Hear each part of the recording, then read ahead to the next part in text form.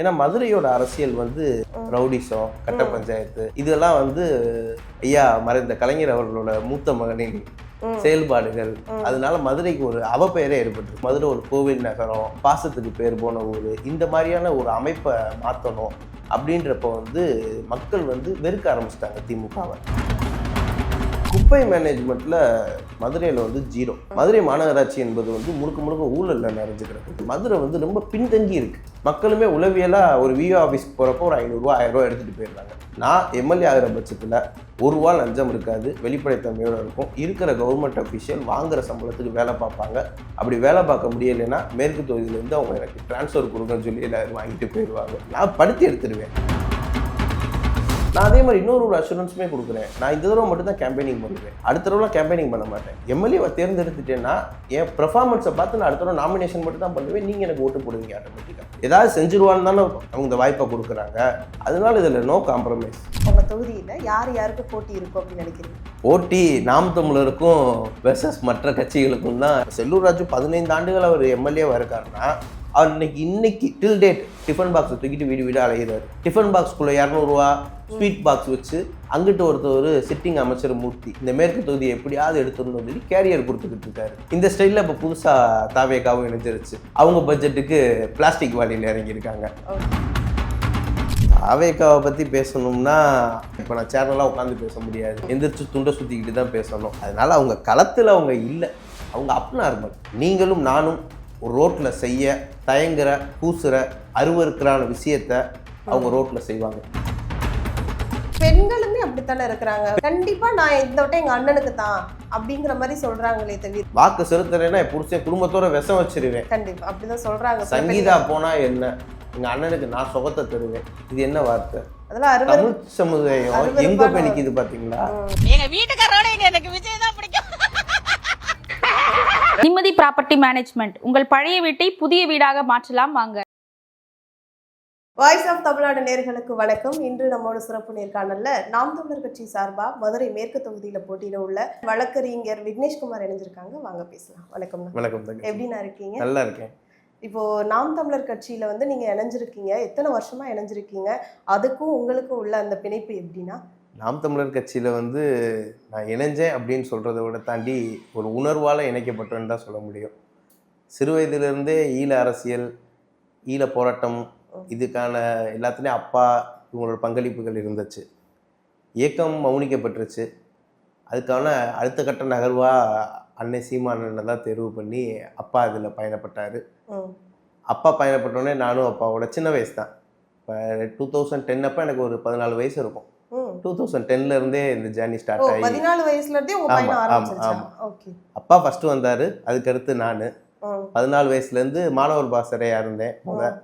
அதுக்கப்புறம் இளைஞர் பாசறை, அதுக்கடுத்து வழக்கறிஞர் முடிச்சதுனால இப்போ வழக்கறிஞர் பாசறை மாநில ஒருங்கிணைப்பாளராக இருந்து சட்டம் சார்ந்த பணிகளும் மக்களுக்கு ஆற்ற வேண்டிய சேவைகளையும் தொடர்ச்சியாக செஞ்சு வந்துக்கிட்டு இருக்கோம்.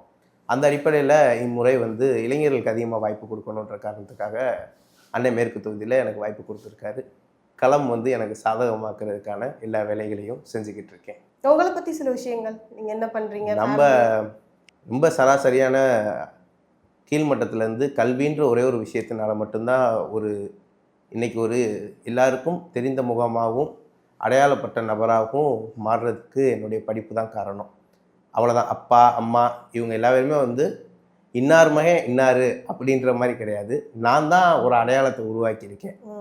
அந்த மாதிரியான எளிய பின்புலம் கொண்டு வந்தவன் தான் இவன். அதனால எனக்கு வந்து விக்னேஷ்ன்றவனுக்கு வந்து ஒரு பெரிய வரலாறு அப்படி அந்த பகட்டு அதெல்லாம் கிடையாது.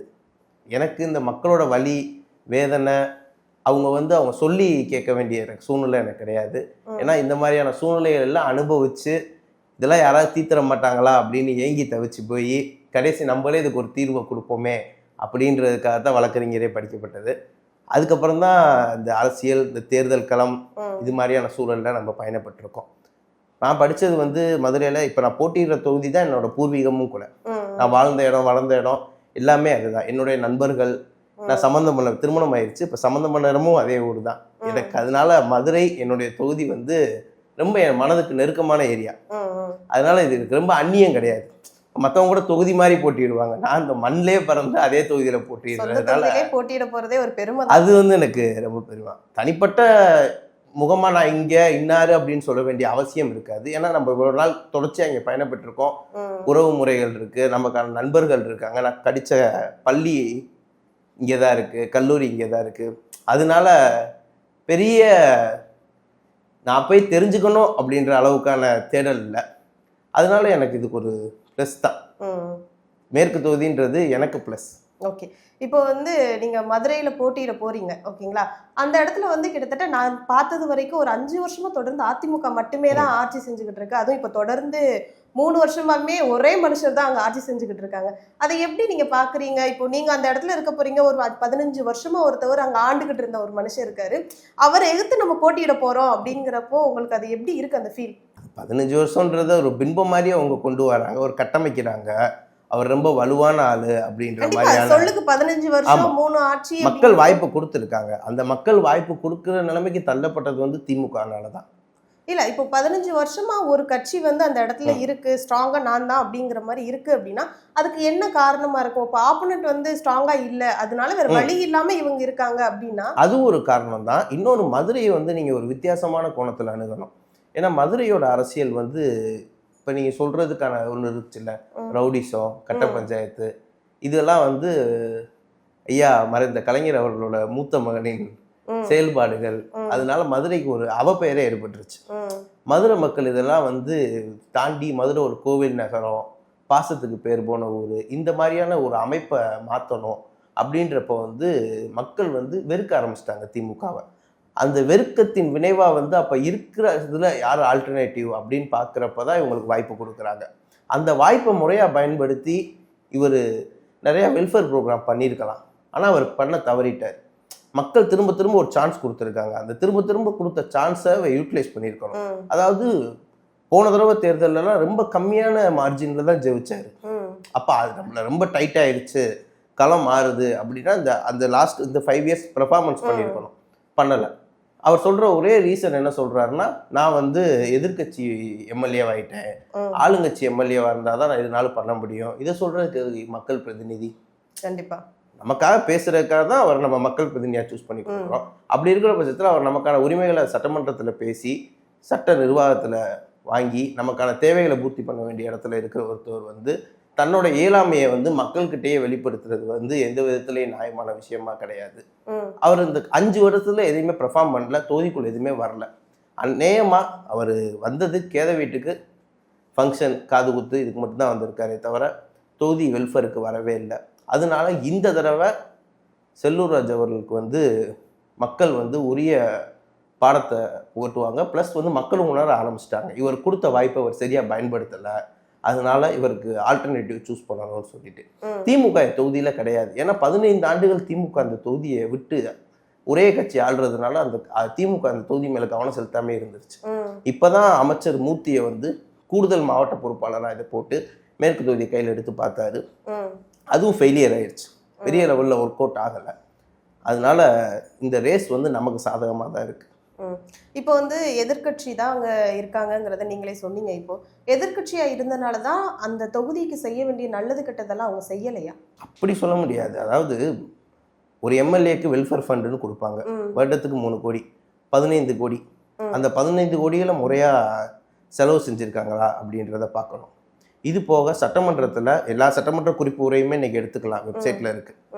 எத்தனை பப்ளிக்காக அவர் குரல் கொடுத்துருக்காரு. ஒரு ஃபார் எக்ஸாம்பிள் ஒரு சின்ன விஷயம், சட்டமன்ற தொகுதிக்கு உட்பட்ட பகுதியில் ஒரு அரசு கலைக்கல்லூரி கூட கிடையாது. 10 வருஷமா ஒரு அமைச்சராக இருந்தார். இந்த 15 வருஷம் சொல்றீங்க, அது 10 வருஷம் அமைச்சர், ஒரு காலேஜ் கூட கட்டலை. அதை இந்த தடவை கோரிக்கை வைக்கிறார், ஐயா மதுரைக்கு வந்து என் பகுதியில் வந்து கல்லூரி இல்லை அப்படின்ட்டு. அதை பொன்முடி வந்து என்ன சொல்றாரு, அப்போ கல்வித்துறை அமைச்சர் இருந்தவர் வந்து, எப்பா நீ தானப்பா 10 வருஷம் அமைச்சர், அப்போ கூட பண்ணலையா அப்படின்றாரு. மதுரையை சிட்னியா மாற்றி காட்டுறேன்னு சொன்னார். இப்போ மதுரையில் பொழுதுபோக்கே இல்லை, ஏதாவது தொழில்துறை மந்திரி பொழுதுபோக்கு ஏதாவது அம்சங்கள் பண்ணணும் அப்படின்னு கோரிக்கை வைக்கிறாரு. இது இவர் பண்ணுற பாலிடிக்ஸே வந்து ரொம்ப நியூசன்ஸாக இருக்குது. அவரோட இயலாமையை சொல்கிறதுக்கும் அவரோட இயலாமையை காரணம் காட்டுறதுக்கும் நம்ம ஓட்டு போட்டு அவரை தேர்வு பண்ணலை. நம்ம உரிமைகளை ரெப்ரசன்ட் பண்ணி உரிமைகளை வாங்கி தரதுக்கு தான் நம்ம ஓட்டு போட்டிருக்கோம். அப்போ அவர் பப்ளிக்கை ரெப்ரசன்ட் பண்ணுற ஓட்டு போட்ட பப்ளிக்கை வந்து அவர் நம்ம தப்பு பண்ணிட்டோமோ அப்படின்னு ஃபீல் பண்ண வச்சுட்டாரு இந்த தடவை. அதுதான் அவரோட பெரிய மைனஸ். இல்ல இப்போ வந்து உங்களுக்கு எதுவுமே பண்ணலையா மக்களுக்கு வந்து இத்தனை நாள் ஒரு நிதி கவர்மெண்ட்ல இருந்து கொடுத்துருக்காங்க, இப்ப நீங்க சொல்றது பார்த்தா எதுவுமே பண்ணலையா இல்ல ஓரளவுக்கு பண்ணியிருக்காங்கப்பா, ஏதோ வந்ததுக்கு 15 வருஷம் இருந்ததுக்கு இந்த 5 வருஷத்துக்கு ஏதோ ஒண்ணு பண்ணியிருக்காங்க, இந்த 15 வருஷமே எதுவுமே பண்ணல அப்படின்னு சொல்றீங்களா? அப்படி 5 வருஷம் எதுவும் பண்ணல? அதாவது நான் புத்தமுழுவா கூட குற்றச்சாட்டு சொல்லலை. அவர் 2016 to 21 அந்த பீரியட் வந்து எடப்பாடி கவர்மெண்ட் ஓபிஎஸ் அவங்க அதுக்குள்ள அந்த ட்ராஜடி அதுக்குள்ளேயே இருந்தாங்க. அதாவது ஆட்சியை தக்க வைக்கிறதுக்காகவே ஒரு மெனக்கட்டாங்க. மற்ற எந்த விஷயத்தையும் பெருசாக பண்ண முடியல. ஒரு கொரோனா டைம் இந்த மாதிரி இருந்துச்சு பெர்ஃபார்மன்ஸ் வைஸ். இந்த 5 இயர்ஸ் எந்த பிரச்சனையும் இல்லையே. இந்த 5 இயர்ஸில் உங்களுக்கு என்ன பிரச்சனை வந்துச்சு? 5 இயர்ஸில் நீங்கள் எவ்வளோ டெவலப் பண்ணியிருக்கலாம்ல. அதாவது இன்ஃப்ராஸ்ட்ரக்சர் பண்ணுறாங்க, நீட் எது இல்லைன்னு தெரியணும்ல. இப்போ ஒரு பாலம் கட்டியிருக்காங்க, தேனி டு காலவாசலுக்கு ஜாயிண்டிங் பண்ணுற பாலம் கட்டி அரசரில் இறங்கியிருந்தால் அது யூஸ்ஃபுல். இவங்க சம்மந்தமே இல்லாமல் டுவர்ட்ஸ் குரு தேட்டர்லேருந்து பழங்கானத்தம் நோக்கி இறங்குறதுக்காக ஒரு பாலம் கட்டுறாங்க. அந்த பாலத்தில் யாருமே யூசேஜ் கிடையாது. இவங்க கீழே பேரிகார்ட்ஸ் போட்டு வீணுக்குன்னே பாலத்தில் மேலே ஏறி கீழே இறங்குன்னு சொல்கிறாங்க. அப்போ டிராஃபிக் எங்கே இருக்குது, எங்கே மேம்பாலம் அமைக்கணும் அப்படின்றது முக்கியமான விஷயம். அதே மாதிரி மதுரை தேனி ரோட்டில் ஒரு பாலம் அமைச்சிருக்காங்க. அந்த பாலம் நீடே இல்லை. அங்கிட்டு இன்னும் ரோடு என்க்ரோச்மெண்ட் இருக்குது, அதெல்லாம் எடுத்து ரிமூவ் பண்ணி ஃபியூச்சர் ரோடு போடாமல் இப்பயே போட்டுட்டாங்க. அதே மாதிரி தோரிமான்ல ஒரு ரோடு அது தேவையில்லை. கேட்டால் ஃபியூச்சர் பிளான்னு சொல்கிறாங்க. நடைமுறையில் இன்னைக்கு இருக்கிற சிக்கலை தீர்க்காம ஃபியூச்சர் பிளான் 10 ஆண்டுகளுக்கு பிஃபோரும் 10 ஆண்டுக்கு ஆஃப்டரும் பற்றி சிந்திக்கிறதுனால வந்து அவர் ஆளே வந்து உழந்துட்டாப்ல. அதனால வந்து கஷ்டம்தான். பெர்ஃபார்மன்ஸ் வைஸ் பார்த்தீங்கன்னா இந்த 5 வருஷம் வந்து அவர் பண்ணலை. ஜென்யூன் நான் சொல்கிறேன், அவர் பண்ணலை. இப்போ வந்து நம்ம நாம் தமிழர் கட்சி சார்பா நீங்க இந்த இடத்துல நிக்க போறீங்க, உங்களுக்குன்னு மனசுல இருக்குல்ல, நான் வந்தா என் மக்களுக்கு நான் இதெல்லாம் பண்ணுவேன், நான் வந்தேன்னா அவங்களுக்கு இதெல்லாம் கொடுப்பேன் அப்படிங்கிற மாதிரி உங்க மனசுல சில விஷயங்கள் இருக்கும் இல்லையா? அது உங்க பிளான் என்ன அப்படிங்கறத ஃபர்ஸ்ட் சொல்லுங்க. என் பிளான் என்னன்னா, நானும் அடித்தட்டு மக்கள்லேருந்து வந்தவங்க தான். அடித்தட்டு மக்களோட பேசிக்கான விஷயமே கல்வி தான். கல்விக்கு தான் அதிகமாக அவங்களோட லைஃப் ஸ்டைலே வந்து நம்ம அன்றாட காட்சிகள். நம்ம தினம் வேலைக்கு போகிறோம், வேலைக்கு போய் அதில் வர காசு அதில் சேர்க்குறோம். அவங்க உணவில் காம்ப்ரமைஸ் பண்ணிடுறாங்க, நல்ல உடையில காம்ப்ரமைஸ் பண்ணிடுறாங்க, வீட்டில் அத்தியாவசிய பொருட்களில் கூட காம்ப்ரமைஸ் பண்ணிடுறாங்க. ஆனால் எஜுகேஷனில் அடித்தட்டு மக்கள் காம்ப்ரமைஸ் பண்ணுறதில்ல. நான் எவ்வளோ கஷ்டப்பட்டாலும் சரி என்னுடைய பிள்ளைய ஒரு நல்ல பள்ளியில் சேர்த்து கொடுப்பேன், என் பிள்ளைக்கு நல்ல டியூஷன் சென்டர் கொடுப்பேன், என் பிள்ளை மற்ற எல்லா பிள்ளைகளும் கற்றுக்கிற மாதிரி அனைத்து விஷயங்களை கற்றுக்கணும். கீபோர்டு, கராத்தே, இந்த மாதிரியான விஷயங்களுக்கான படிப்பு விஷயத்தில் நம்மளோட அடித்தட்டு மக்கள் காம்ப்ரமைஸ் பண்ணுறதில்ல. என்னோட தொகுதி வந்து முழுக்க உழைப்பாளர்கள் நிறைந்த தொகுதி. கிட்டத்தட்ட 1.5 லட்சம் லேபர்ஸ் இருக்காங்க. அப்படி இருக்கிற பட்சத்தில் அவங்க காம்ப்ரமைஸ் பண்ணாத விஷயம் படிப்பு தான். பிள்ளைகளோட படிப்பு தான் அவங்களோட இன்வெஸ்ட்மெண்ட்டே. அவன் படித்து நல்ல வேலைக்கு போய் இந்த குடும்பத்தை அடுத்த கட்டத்துக்கு கொண்டு போவான் அப்படின்றது தான் பண்ணுறாங்க. அந்த எஜுகேஷன் சிஸ்டம் வந்து இன்னைக்கு ப்ரைவேட் கிட்ட மட்டும்தான் நல்லா இருக்குது. கவர்மெண்ட் ஸ்கூல்ஸ் இருக்குது, வெளில கூட அடிக்கலை, அப்படியே இருக்குது. சத்துணவு கட்டணங்கள் அப்படியே இருக்குது. இங்கே எல்லாமே இருக்குது. எப்படி இருக்குன்னா பேருக்கு இருக்குது. அதுதான் இங்கே பிரச்சனை. பராமரிப்பு இல்லாமல் அது ஃபங்க்ஷனே இல்லை. அங்கே போனாவே நமக்கே தெரியுது இது எதுண்டா அப்படின்ற மாதிரி. அதனால அந்த கல்விக்கு அதிகமாக செலவழிக்கிறாங்க. கவர்மெண்ட் ஸ்கூல்ஸ் இருக்குது, பிரைமரி ஹெல்த் சென்டர்ஸும் அதே மாதிரி, மருத்துவமும் அதே மாதிரி பிரச்சனை இருக்குது. பிரைமரி ஹெல்த் சென்டர் இருக்குது, ஆனால் பிரைமரி ஹெல்த் சென்டர் ஃபுல் எக்யூப்டோட ஃபுல் ஃபங்க்ஷனாக இருக்கான்னு கேட்டால் இல்லை. அப்போ ஃபுல் ஃபங்க்ஷனாக இல்லாததுனால தான் ப்ரைவேட் ஹாஸ்பிட்டல் நோக்கி போகிறாங்க. என்னோட தாட் என்னன்னா, ஐடியாலஜி என்னென்னா, எஜுகேஷன் சிஸ்டத்தையும் பிரைமரி ஹெல்த் சென்டர் சிஸ்டத்தையும் நல்லா தனியாருக்கு ஈக்குவலாக பண்ணிட்டா என் மக்கள் இதுக்கு ஸ்பெண்ட் பண்ணுற பணம் சேவ் ஆகும். நான் போய் 500,000 உங்களுக்கு கொடுக்கணும்னு அவசியம் கிடையாது. இந்த 2 கொடுத்துடணும். அப்புறம் இது போக குடிநீர் தட்டுப்பாடு கொஞ்சம் இருக்குது, அதை பூரா தீர்த்து வச்சு தூய குடிநீர் சாக்கடை கலந்து வருதுன்ற கம்ப்ளைண்ட்ஸ் வந்து அதிகமாக வரும் அப்போ. ஏன்னா 2 ஒரே லைனில் வரும், உடஞ்சி சாக்லேட் வரும். அந்த கம்ப்ளைண்ட்ஸை தீர்க்கணும். வைகை ஆறு முழுவதுமாக மாசடைஞ்சு கிடக்கு. தனியார் வந்து நேரடியாக சாக்கடையை வைகை ஆற்றுக்குள்ளே கலக்கிறாங்க. அதை முற்றிலும் ஒழிச்சு இங்கே கழிவு மேலாண்மைன்னு ஒரு சிஸ்டமே இல்லாமல் இருக்குது.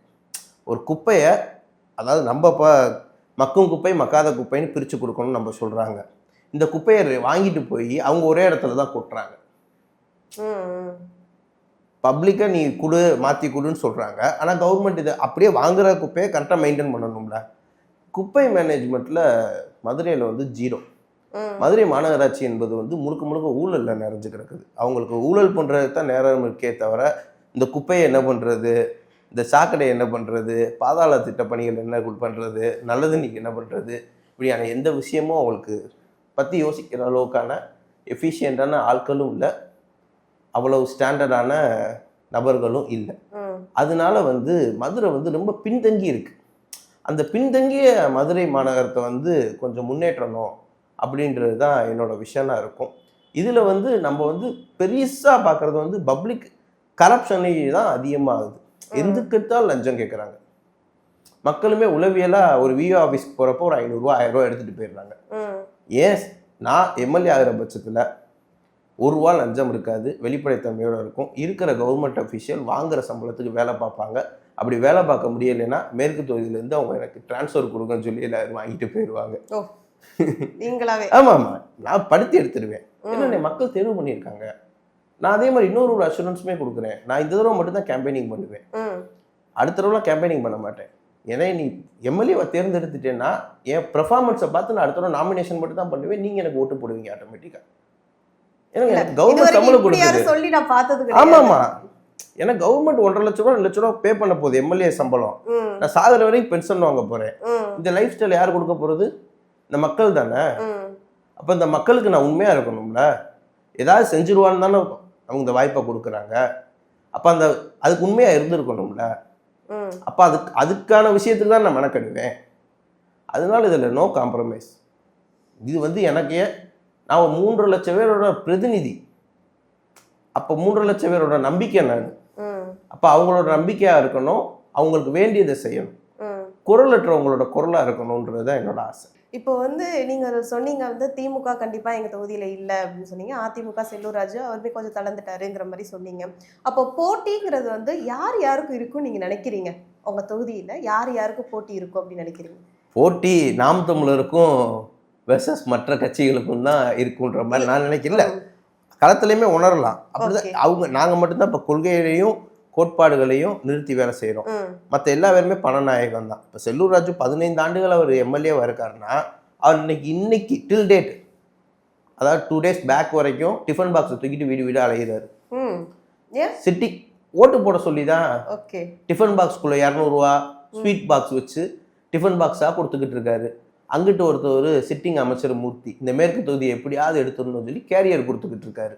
சரி, செஞ்ச திட்டத்தின் மீது நம்பிக்கை இருந்தால் எதுக்கு டிஃபன் பாக்ஸும் கேரியரும்? நான் இதெல்லாம் செஞ்சுருக்கேன், இதெல்லாம் மாற்றி கொடுத்துருக்கேன், இதை சொல்லி வாக்கு கேட்கலாம்ல. அப்போ அவங்க முழுக்க முழுக்க பணநாயகத்தை மட்டும்தான் வச்சு நிற்கிறாங்க. இந்த ஸ்டைலில் இப்போ புதுசாக தாவேக்காவும் இணைஞ்சிருச்சு. டிஃபன் பாக்ஸ் அது இதுன்ட்டு அவங்க பட்ஜெட்டுக்கு பிளாஸ்டிக் வாலியில் இறங்கியிருக்காங்க. ஓகே, நாம் தமிழர் கட்சி கொள்கையும் நேர்மையான அரசியலாக இருக்குது. இந்த அரசியலை அங்கீகரிக்கிறதுக்கு மக்கள் இருக்காங்க. மக்கள் வந்து எங்களுக்கு வாக்கு செலுத்துறதுக்கான ஆர்வம் இருக்குது. களத்தில் நான் போனதுனால சொல்கிறேன், இந்த தடவை கொஞ்சம் மாற்றம் இருக்கும், ஒரு நம்பிக்கை இருக்கு. இப்போ தாவேகா வர்றதுனால இப்போ புதுசாக அவங்க இந்த எலெக்ஷன் தான் ஃபர்ஸ்ட் நிற்க போகிறாங்க, அதனால நாம் தமிழர் வாக்கு எது குறையுங்கிற மாதிரி நீங்கள் எதுவும் யோசிச்சு? அதுக்கு வாய்ப்பே இல்லை. நாம் தமிழருக்கு ஓட்டு போடுறது இல்லை. இப்போ விஜய், இப்போ நான் இது தாவேகாக்குன்னு சொல்லும் போது என்னன்னா விஜய் மட்டும் தான் மைண்ட் செட்டில் வச்சுட்டு வருவாங்க. கண்டிப்பாக என் அண்ணா வின் பண்ணணும்னா நான் இங்கே உள்ள மக்களை நான் வின் பண்ண வைக்கணுங்கிற மாதிரி தான். ஏன்னா தாவேகான்னு சொல்றதோட தொண்டர்கள்னு சொல்றதோட ரொம்ப எப்படி சொல்றது, அவங்களுக்கு அண்ணனுக்காண்டி தான் எல்லாமே பண்றப்பா அப்படின்னு சொல்லிட்டு ரொம்ப பேர் அப்படிதான் இருக்கிறாங்க. நீங்க அப்படி என்ன யோசிக்கிறீங்க தாவேகாவுக்கு? தாவேகாவை பத்தி பேசணும்னா அவங்க இடத்துல இருந்து நான் பேசணும்னா இப்போ நான் சேனலாக உட்காந்து பேச முடியாது, எந்திரிச்சு துண்டை சுத்திக்கிட்டு தான் பேசணும். அதனால அவங்க களத்துல அவங்க இல்லை, அவங்க அப் நார்மல். நீங்களும் நானும் ஒரு ரோட்ல செய்ய தயங்குற கூசுற அருவருக்கிற விஷயத்த அவங்க ரோட்ல செய்வாங்க. பைக்கை திருகிறது, துண்டு தலையில் கட்டுறது, 4 பேர் முன்னாடி ஆடுறது. நீங்கள் என்னைக்கா செஞ்சுருக்கீங்களா? நான் என்றைக்குமே செஞ்சதே கிடையாது. அவங்க செய்வாங்க. அதிகபட்சம் தேட்டருக்குள்ளே விசில் அடிக்கிறதே 4 பேர் பார்த்து தான் விசில் அடிப்போம். அவங்க எல்லாத்தையும் கடந்துட்டாங்க. அவங்க கடவுளாக பார்க்குறாங்க. அவங்க இயல்பு நிலையே இல்லை. அவங்க இயல்புக்கு வரணும், அரசியல் பண்ணணும், பக்குவப்படணும், வாக்கு அரசியலுக்கு வரணும். அவங்க வெற்றி தோல்வியை தாண்டி அமைச்சரவைன்னு பேசிக்கிட்டு இருக்காங்க. இங்கே எத்தனை பூத் இருக்குது, மக்களுக்கு என்ன பிரச்சனை இருக்குது, என்ன சூழல் இருக்குது, இப்படியான எந்த பொது சிந்தனையும் இல்லை அவங்களுக்கு. அவங்க மக்கள்கிட்ட இருந்து அந்நியப்பட்டுட்டாங்க. அந்நியப்பட்டவங்களை வந்து கனெக்ட் பண்ண முடியாது. அந்த அந்நிய தொடர்பு வந்து இந்த ரிசல்ட் உங்களுக்கு காட்டும். இன்னும் எல்லாத்தையும் தாண்டி வந்து தோல்வியை அவங்களால ஏற்றுக்கிடவே முடியாது. இப்போ நாம் தமிழர் இருக்கு, இவ்வளோ நாள் களத்தில் நிற்கிது, இவ்வளோ தோல்விகளை சந்திச்சிருக்கு, மீண்டும் மீண்டும் மக்கள் வாக்கு செலுத்துகிறாங்க. மீண்டும் மீண்டும் ஏன் வாக்கு செலுத்துகிறாங்கன்னா சும்மா செலுத்தலை, மக்களுக்கு அருகில் நின்றுருக்கோம், மக்கள் பிரச்சனைகளை சந்திச்சிருக்கோம், அவங்களுக்காக குரல் கொடுத்துருக்கோம். இந்த மாதிரியான விஷயங்கள்னால தான் எது சரின்னு ஒரு தேடலை ஒரு இளைஞர் கூட்டம் தேர்றதுனால தான் நாம் தமிழர் தேர்வு பண்ணுறாங்க. நாம் தமிழருக்கு போடுற எல்லா பேரும் நாம் தமிழர் ஜெயிச்சிடும்னு நினச்சி போடுறாங்களா? எது சரின்னு தெரிஞ்சதுனால போடுறாங்க நாம் தமிழருக்கு. ஆனால் இங்கே விஜய்க்கு என்ன வரலாறு இருக்குது? படம் நடிச்சிருக்காரு, 50 மாஸ் பாட்டு இருக்குது, ஸ்டேட்டஸ் வைக்கலாம், ரீல்ஸ் போடலாம், கத்தலாம், இது மட்டும்தான். இதை தாண்டி அவங்க பின்னாடி தான் லட்சக்கணக்கான இளைஞர்கள் சுத்திட்டு வர்றாங்க. இப்போ தமிழ்நாட்டில் நீங்கள் வந்து எப்படின்னா, இப்போ நாங்கள் வந்து ஒரு ஸ்ட்ரக்சரான அரசியல் பண்ணுறோம். தொகுதி பொறுப்பாளர்கள், மகளிர் பாசறை, இளைஞர் பாசறை, குருதி கொடை பாசறை, இந்த மாதிரி தமிழ்நாடு முழுக்க தேட்டர்ஸ் இருக்குது. எல்லா தேட்டர்ஸ்லேயும் விஜய் படம் வந்தால் ரிலீஸ் ஆகுது. உங்களுக்கு விஜய் பிடிக்கல, என்ன எனக்கு பிடிக்கும், நான் விஜய் படம் பார்ப்பேன். ரிலீஸ் ஆனால் 2 நாளோ 3 நாளோ கழித்து பார்ப்பேன் தேட்டரில் போய். காலையில் 4 மணிக்கு நீங்கள் போய் பார்ப்பீங்களா? 4 மணிக்கு போடுற காட்சியை தானே 2 வாரம் கழித்து பார்த்தாலும் அதே படம் தானே போட போகிறாங்க. 4 மணிக்கு வேறு காட்சி, 4 மணிக்கு போடுறது மட்டும் கூடுதலாக அரை மணி நேரம் காட்சி போட போதா? இல்லை. 4 மணிக்கு காட்சி பார்க்குறதுக்கு நைட்டு 11 மணிக்கே வீட்டை விட்டு வெளியே வர்றது, முழு சரக்கு, நைட்டு பூரா பாட்டை போட்டு ஆடுறது, 4 மணிக்கு படத்தை காட்சி பார்த்துட்டு படுத்துடுறது. அப்போ இவனோட சிந்தனை எப்படி இருக்கும்? இல்ல நீங்க இப்ப ஆண்கள்னு சொல்ற மாதிரி தான் நீங்க சொல்றத வச்சு ஆண்கள்னு சொல்ற மாதிரி, இதுல பெண்களுமே அப்படித்தானே இருக்கிறாங்க. பெண்கள்ல கூட எல்லாருமே ஆல்மோஸ்ட் கண்டிப்பா நான் இந்த வட்டம் எங்க அண்ணனுக்கு தான் அப்படிங்கிற மாதிரி சொல்றாங்களே தவிர, அவங்க அண்ணனுக்கு தான் அப்படின்றத தாண்டி என் புருஷனை விட அந்த என் வாக்கு செலுத்துறேன்னா என் புருஷன் குடும்பத்தோட விஷம் வச்சிருவேன். கண்டிப்பா அப்படிதான் சொல்றாங்க. சங்கீதா போனா என்ன, எங்க அண்ணனுக்கு நான் சுகத்தை தருவேன். இது என்ன வார்த்தை? அதெல்லாம் தமிழ் சமுதாயம் எங்க போய் நிக்குது பாத்தீங்களா? நாம் தமிழர் கட்சி ஒரு கொள்கையும் கோட்பாட்டையும் தமிழ் தேசியத்தை நிப்பாட்டி எவ்வளோ பேத்த இந்த நம்மளை தமிழர்ன்ற இன ஒற்றுமைக்குள்ள ஓங்கி வச்சிருக்கோம். ஒரு பெரிய ஒரு வெளிச்சத்தை கொண்டு வந்து இப்படி வந்து நிப்பாட்டுறப்ப உலகத்தில் நம்மளை பார்க்குறாங்க. இல்லை, திருக்குறள் இருக்குது, எவ்வளவோ இருக்குது தமிழில் சொல்ல வேண்டிய விஷயம், தமிழ்நாட்டு அரசியல் இருக்குது, பூலோக அமைப்புப்படி 80 கிலோமீட்டருக்கு ஒவ்வொரு மண்ணும் மாறும், அந்த மண்ணின் தன்மை மாறும், ஒவ்வொரு மொழி மாறும், தமிழ் ஒவ்வொரு மொழியாக மாறும் 80 கிலோமீட்டருக்கு. இவ்வளவு வீரம் செறிந்த, இவ்வளவு பண்பாடு செறிந்த, இவ்வளவு நாகரிகம் செறிந்த தமிழர்கள் வந்து இன்னைக்கு எப்படி இருக்கும் பார்த்தீங்க. அது வந்து அவங்க நான் குற்றச்சாட்டாக சொல்லலை, அவங்களே அரசியல்படுத்த தவறிட்டோமே அப்படின்றப்ப தான் எங்களுக்கு இன்னும் வெறியாகுது. இவங்களே அரசியல்படுத்தணும் அப்படின்ட்டு எங்களோட ஓட்டம் இன்னும் நெடுந்தூரம் இருக்குதுன்னு தான். ஏன்னா அவங்களுக்கு தானே அரசியல் பண்ணுறோம், பிறப்புக்கும் எல்லா உயிருக்கும் தானே. அப்போ அவங்களும் தானே, அவங்க அறியாமையில் இருக்காங்க, ஒரு திரை கவர்ச்சியில் மோகத்தில் இருக்காங்க. அவங்களையும் அரசியல்படுத்த வேண்டிய பொறுப்பு விஜய்க்கு இருக்கோ இல்லையோ நாம் தமிழர் கட்சி பிள்ளைகளுக்கு இருக்கு. ஓகேண்ணா, இப்போ வந்து நீங்க வந்து மதுரை மேற்கு தொகுதியில வந்து வேட்பாளராக அறிவிச்சு ஃபர்ஸ்ட் நம்ம தான் நாம் தமிழர் தான் அறிவிச்சிருக்காங்க. நீங்க களத்துல போகும்போது அந்த மக்களோட செல்வாக்கு எப்படி இருக்குன்னா? மக்கள் வந்து என்ன பார்க்குறாங்கன்னா, சரியா பேசுறாருப்பா உங்க ஆளு, கரெக்டாக இருக்காருப்பா, இவன் கூட கூட்டணி வைக்க மாட்டாருப்பா, நேர்மையாக இருக்காருப்பா, உங்களுக்கு ஒரு தடவை கொடுக்கணும்பா அப்படின்ற டேம்ஸ் வந்துருக்கு. நாம் தமிழர் கட்சியை பொறுத்தளவு இளைஞர்களுக்கான கட்சி. இங்கே ஒரு 40க்குள்ளே தான் எல்லா பேருமே இருக்காங்க, யங்ஸ்டர்ஸை தாண்டி நாம் தமிழர் கட்சி போகலை அப்படின்ற மாதிரியான விஷயம் வந்து இந்த தடவை பிரேக் ஆகிருக்கு. டிஸ்கஷனுக்கு வந்திருக்கு நாம் தமிழர் கட்சி 60 to 70 ஏஜஸ் வரைக்கும். நாம் தமிழர் கட்சினா எல்லாருக்கும் தெரியுது, சீமானன்னு எல்லாருக்கும் தெரியுது. ஏன்னா சீமானண்ணன் எல்லா பேர் ஃபோனுக்குள்ளே போயிட்டார். இன்னைக்கு ஃபோனை திறந்தீங்கன்னா நீங்கள் 10 ரீல்ஸை பார்த்தீங்கன்னா அதில் ஒன்று அண்ணனோட ரீல்ஸாக இருக்கும். அப்போ எல்லா பேர் ஃபோனுக்குள்ளே அவர் போயிட்டார். ஒரு தனி மனிதனா அவரோட வேலையை அவர் பார்த்துட்டாரு. கட்சி பொறுப்பாளராக நாங்கள் அவரை கட்சியை தமிழ் தேசியத்தை வீட்டுக்கு கொண்டு போகிறது தான் எங்களுக்கு முன்னாடி இருக்கிற டார்கெட். அந்த வேலையை நாங்கள் தொடர்ச்சியாக செய்கிறோம். மக்கள்கிட்ட பேராதரவு இருக்குது. மக்கள் கொஞ்சம் ஸ்பார்க் ஆகிட்டாங்க. அதாவது 2016 ஆரம்பித்த பயணத்தில் வந்து ஒரு ஜென்ரேஷன்றது 30 வருஷம், அரை ஜென்ரேஷனை நாங்கள் மாற்றிருக்கோம். இன்னொரு அரை ஜென்ரேஷன் வரப்போ முழுவதுமாக தமிழர் நிரப்பரப்பில் நாம் தமிழர் கட்சி மட்டும்தான் இருக்குமே தவிர இந்த களத்தில் வேறு யாரும் இருக்கிறதுக்கான வாய்ப்புகளே இருக்காது. நீங்கள் வந்து மதுரை மக்களுக்கு என்ன சொல்ல விரும்புகிறீங்க? மதுரை என்பது கோவில் நகரம், பண்பாட்டு நகரம், பாசத்துக்கு பேர் போன ஊர். இன்னைக்கு குப்பை நகரம்னு பேர் எடுத்திருக்கு. இது போட்டி, ஊர் பெருமை இதெல்லாம் தாண்டி வந்து எது சரி அப்படின்ட்டு ஒரு 10 நிமிஷம் எல்லாத்தையும் கண்ணை மூடி யோசிங்க. அசை போடுங்க. ஒரு சேலை வாங்கினீங்கன்னா 10 ரூபா கட்டினா கிழிஞ்சு போயிடும். அந்த சேலைக்கு நம்ம எவ்வளோ மெனக்கறோம். ஒரு செருப்பு வாங்கினா 1 வருஷத்தில் தேஞ்சு போயிடும். அந்த செருப்புக்கு எத்தனை தடவை பார்க்குறோம். எல்லாத்துக்கும் வாரண்டி கேரண்டி கேட்குறோம். நம்ம வாக்க போய் 500 1000க்கு விற்கிறோம். அதுதான் இங்கே நடக்கிற பிள்ளையே. நம்ம வாக்கோட அதிகாரம் தான் இவங்களை நம்ம இவ்வளவு தப்பு பண்ண வைக்கிறதுக்கான காரணம். அவங்க ஒரே நாள் நம்மளை போர் செஞ்சு நைட்டு கோட்டையை பிடிச்சி கொடியை இறக்கி ஒரு இன்னொரு நாட்டு மன்னரை கொடியேற்றலை. நம்ம தான் வாக்கு செலுத்துகிறோம். அந்த வாக்கு செலுத்துறதுனால தான் இவங்க அந்த இடத்துக்கு வராங்க. அந்த இடத்துல இருந்து தான் அவங்க தவறு பண்ணுறாங்க. அந்த தவறுல இருந்து தான் நம்ம இவ்வளவு பாதிப்படைகிறோம். அதனால ஒரு தூய சக்தியாக வரோம். எல்லா விதத்தையும் நீங்கள் கொஞ்சம் அனலைஸ் பண்ணுங்கள். எது சரின்னு பாருங்கள். எல்லாத்தையும் டிஸ்கஷன் பண்ணுங்கள். அதிமுக, திமுக, நாம் தமிழரையும் விவாதத்துக்கு உட்படுத்துங்க. பொது சிந்தனையில் 4 பேர்கிட்ட பேசுங்க. அதுதான் என்னுடைய கோரிக்கை. நீங்கள் சிந்திக்க ஆரம்பிச்சிட்டிங்கன்னா உங்களுக்கு இருக்கிற ஒரே வாய்ப்பு நாம் தமிழராக தான் இருக்கும். வேறு ஆப்ஷனே இருக்காது. அதனால் எல்லாருமே சிந்திச்சு வாக்களிச்சா நல்லா இருக்கும்ன்றது தான் என்னுடைய விஷயமா இருக்குது. கண்டிப்பாக சீமான் அவர்கள் வந்து நாம் தமிழர் கட்சி வேட்பாளர்களை வந்து ஒவ்வொரு ஆளையும் ஒரு என்ன சொல்லுவாங்க, இந்த புறக்கி எடுத்திருக்கேன் அப்படின்னு சொல்லுவாங்க இல்லையா, அது மாதிரி தான் அவங்க எடுத்திருக்காங்கங்கிறது உங்கள் பேச்சை வச்சே தெரியுது. அழகாக பேசுனீங்க. கண்டிப்பாக அதிக வாக்கு வித்தியாசத்தில் வெற்றி பெற எங்களது வாழ்த்துக்கள். நன்றிண்ணா. நன்றி.